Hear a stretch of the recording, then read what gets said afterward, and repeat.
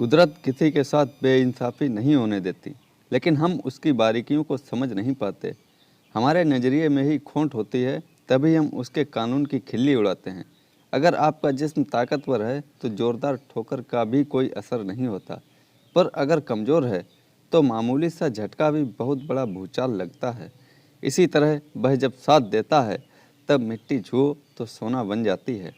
लेकिन जब हालात ठीक नहीं होते, तो जो कुछ भी दांव पर लगाओ वह भस्म हो जाता है। केवल मेहनत से कमाया हुआ पैसा, यश ही जिंदगी में साथ देता है।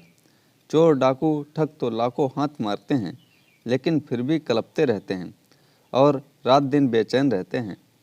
वहीं दूसरी ओर एक मजदूर दिन भर मिट्टी, कूड़ा, ईंट, गारा का काम करके जब सोता है, तो उसे सूरज की किरणें ही जगाती हैं।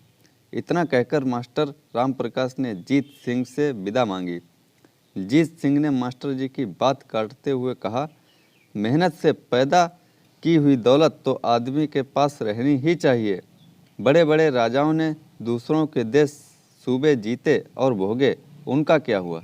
मुखिया जी, यह सिर्फ दिल का भ्रम और थोड़ी देर का संतोष होता है। महाराजा अशोक को इसके बैराग से भी तो उपजा था। इतना जवाब देकर मास्टर जी चले गए। जीत सिंह बमरौली गांव के मुखिया थे। गांव में उनका अच्छा खासा रौब था। उनकी पत्नी गीता कुछ घमंडी थी। वे दो बेटियों की शादी कर चुके थे। एक बेटा कमलेश सिंह अभी कुंवारा था। घर का कामकाज वही चलाता था। मुखिया जी सूद पर रुपया उठाते थे। उन्होंने 2-3 गुंडे पाल रखे थे, जो उनका बिगड़ा काम बनाते थे। बमरौली गांव से 5-6 किलोमीटर दूर झुमरी अपने 2 बैलों को जानवरों की मंडी में बेचने आया था। रात काफ़ी हो चुकी थी। जिन्होंने कुछ बेचा था, उनके पास रुपए थे। जिन्होंने खरीदा था, वे खाली थे। जिनके पास धन था, वे थोड़े परेशान थे कि उन्हें कोई लूट सकता है। झुमरी भी उन्हीं परेशान लोगों में से एक था। सोचा कुछ जलेबी खाकर पेट भर लिया जाए और फिर घर जाने की सोचे। पाव भर जलेबी लेकर वह वहीं दुकान पर खाने लगा। फिर पास रखी पानी की टंकी से पानी पीकर जेब से बीड़ी निकाली और उसी हलवाई की दुकान पर जलती भट्टी से बीड़ी को सुलगाया। 2-4 बार निगाहें चारों तरफ फेरी, फिर झुमरी धीरे धीरे अपने गांव की ओर बढ़ा। रास्ते में उसने सोचा, क्यों ना आज बमरौली गांव के मुखिया के यहाँ रात काटी जाए और सुबह 4 बजे उठकर बस पकड़कर पहुंचा जाए। मुखिया के घर पहुंचकर वह चौपाल पर पड़े तख्त पर बैठ गया। कमलेश ने पिताजी को जाकर कहा, कोई आदमी आया है और तख्त पर बैठा है। जीत सिंह बाहर आए और पूछा, क्या काम है, किससे मिलना है, कहाँ से आए हो? झुमरी ने बताया, मालिक मैं बिलथंडा का रहने वाला हूँ। बैल बेचने आया था सो बिक गए। रात काफ़ी हो गई, सुबह 4 बजे वाली बस से चला जाऊँगा। आज रात यहाँ ठहरना चाहता हूँ। इसमें क्या मुश्किल है, यहीं तख्त पर सो जाओ, यहाँ कोई खतरा नहीं। जीत सिंह ने इतना कहकर अपनी मंजूरी दे दी। फिर पूछा, कुछ खाओगे? नहीं मालिक, मंडी से खाकर आया हूँ, झुमरी ने जवाब दिया। जीत सिंह ने एक दरी और एक चादर लाकर झुमरी को दी और कहा, इसे बिछा लो। अच्छा मालिक, कहकर झुमरी ने दोनों चीज़ें ले लीं और धोती में फेंटे से रुपए निकालकर बोला, यह रुपए रख लीजिए, सुबह चलते समय ले लूँगा। कितने हैं?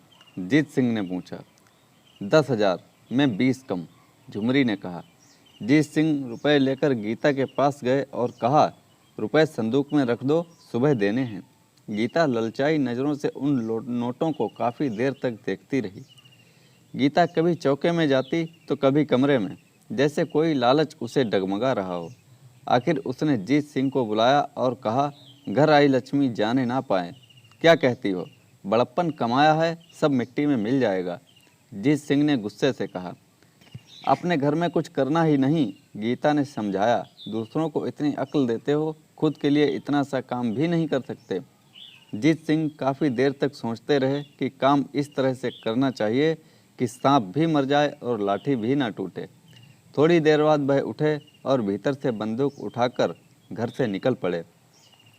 रात के अंधेरे में केवल पीपल के पत्ते ही कुछ बोल रहे थे और जुगनू रोशनी दे रहे थे। तकरीबन 2 घर दूर हल्की सी रोशनी थी। वह भीखू का घर था, जहाँ मिट्टी का दिया जल रहा था। जीत सिंह जल्दी से भीखू के घर के पास पहुँच गए। भीखू खाट पर पड़ा पड़ा बीड़ी के कस खींच रहा था। भीखू, क्या कर रहे हो? जीत सिंह ने आवाज़ दी। जी मालिक, क्या हुक्म है? भीखू ने बीड़ी को पैर से कुचलते हुए हाथ जोड़कर पूछा। थोड़ा बाहर आओ, कुछ बात करनी है। जीत सिंह घर से थोड़ी दूर अंधेरे में भीखू को लेकर गए और कुछ बात की, फिर खुद खाली हाथ घर वापस आ गए। गीता और जीत सिंह को रात भर नींद नहीं आई। घड़ी का हर घंटा कई घंटों के बराबर लग रहा था। जैसे तैसे रात के 2 बजे जीत सिंह ने झुमरी को जगाया और कहा, उठो, तुम्हारे जाने का समय हो गया, नहीं तो बस छूट जाएगी। झुमरी ने दरी समेटकर तख्त पर रख दी। इतने में जीत सिंह नोटों का बंडल ले आए और देकर कहने लगे, लो, गिन लो इन्हें। अरे मालिक, आपके पास क्या कमी है? आप हमें शर्मिंदा कर रहे हैं। झुमरी नोटों की गड्डी लेकर बाहर निकला। बाहर सन्नाटे में उसने चारों ओर नज़रें घुमाईं, फिर आगे बढ़ा। वह 5-6 कदम ही बढ़ा होगा कि एक आदमी ने उसको रोका और कहा, अभी केवल 3 बजे हैं, बहुत रात बाकी है, मेरे घर चलो। झुमरी का खून सूख गया, अंधेरा और बढ़ गया, मुंह का बोल रुक गया, सिर्फ आंखें ही बोल और कह रही थीं। पूरे जिस्म को जैसे लकवा मार गया था। झुमरी ने उससे कुछ सवाल ही नहीं किया कि तुम कौन हो, तुम्हारा क्या इरादा है। उस आदमी ने कहा, मैं ना कोई चोर हूँ, ना डाकू, और ना तुम्हारा दुश्मन। मुझे अपना हमदर्द समझो, मुझ पर यकीन करो। झुमरी डर से कांप रहा था।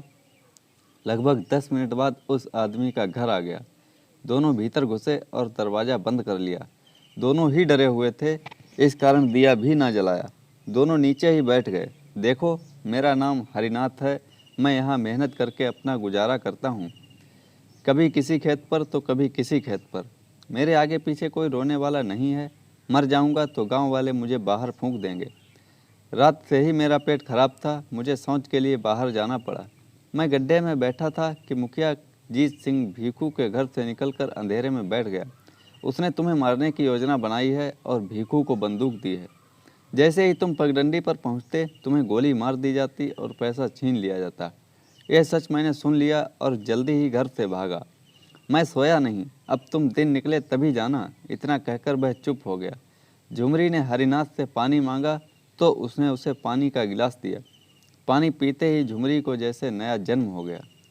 उसका चेहरा खिल उठा। इसी वक्त बंदूक के छूटने की आवाज़ आई और झुमरी व हरिनाथ फिर डर गए। यह क्या हो रहा है? यह सवाल दोनों के दिमाग पर हथौड़े चला रहा था। गांव वालों ने सोचा, शायद डाकू आ गए हैं। सब और सन्नाटा था। जीत सिंह समझ गए कि अपना काम हो गया। सोचा, भीखू को 500 रुपये देंगे और बाकी सब अपने हो गए। जब काफ़ी देर तक भीखू नहीं आया, तब जीत सिंह ने सोचा, इतनी देर क्यों हो रही है? ना तो कमलेश वापस आया और ना ही भीखू। चलता हूँ, हरामखोर को गर्म करूँगा। 2 बजे मैंने झुमरी को भेजा, केवल पगडंडी तक 5 मिनट का रास्ता है। 4 बजे कमलेश को, दोनों ही फरार हो गए होंगे। जीत सिंह तेज कदमों से भीखू के घर पहुँचे। भीखू, भीखू आए क्यों नहीं? गुस्से में जीत सिंह ने पूछा। मालिक, उसके पास कुछ निकला ही नहीं, भीखू ने जवाब दिया। तुम झूठ बकते हो, तुम्हें अभी गोली से उड़ा दूंगा, जीत सिंह ने धमकाते हुए कहा। नहीं मालिक, आपसे झूठ बोलकर कहाँ जाऊंगा, भीखू ने गिड़गिड़ाते हुए कहा। चल मेरे साथ, देखता हूँ क्या गड़बड़ है। जीत सिंह ने इतना कहकर भीखू के साथ चल दिया। दोनों ही तेज चाल से चले जा रहे थे। दोनों की सांसें फूल रही थीं। 3-4 मिनट के बाद वे उस जगह पर पहुंच गए। तब तक कुछ उजाला होने लगा था। नज़दीक पहुंचकर देखा, एकदम से यकीन नहीं हुआ। आंखें पथरा गईं। जीत सिंह ने जोर से चीख मारी। अरे, यह तो मेरा कमलेश है। तूने किसे मार डाला? मालिक, अंधेरे में मुंह तो दिखा नहीं, भीखू ने कांपती आवाज़ में कहा। सवेरा हुआ तो गांव में यह खबर बिजली की तरह फैल गई। उधर झुमरी हरिनाथ को अपने साथ ले गया। उम्र भर साथ निभाने का पीपल के नीचे खड़े होकर प्रण किया। जीत सिंह सिसकियां भरते भरते बेटे की लाश के पास बैठ गए।